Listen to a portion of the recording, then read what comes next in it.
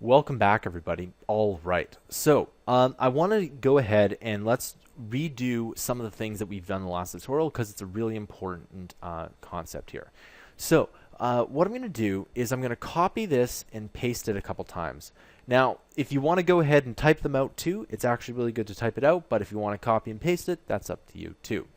Now, what we'll do is instead of my cool function, we're just going to call this function 1, and we'll also call this function 2, and I'm going to spell them out here.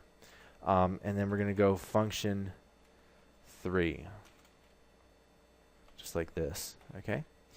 So you'll notice here that we have this is a button, this is a button, this is a button. What we can do here is we'll just copy this out, and what we'll do is we'll just do 1, and then we'll do 2, and then we'll do 3, okay?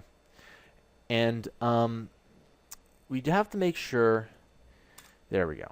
So now we have 1, 2, and 3. Of course, none of these work. And why does this first button not work anymore? Is because when we click this button, it's looking for function 1, right? It's not looking for my cool function. It's looking for function 1. In fact, if we changed any of these to my cool function, it would actually work. So if we change this to function 1, guess what? When you click this, it says awesome, okay? Now, I'm going to go ahead and I'm going to copy this a couple times, just like this. And we'll call this function 2, and we'll call this function 3, okay?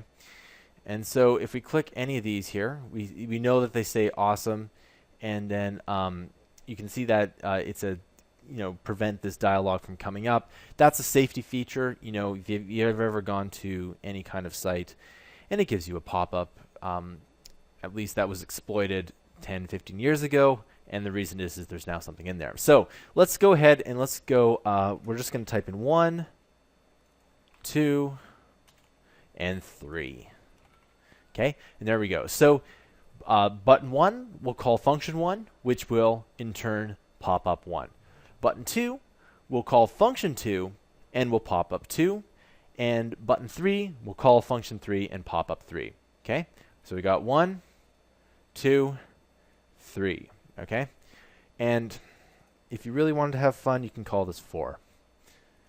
Right, if you really wanted to, but let's just make it 3.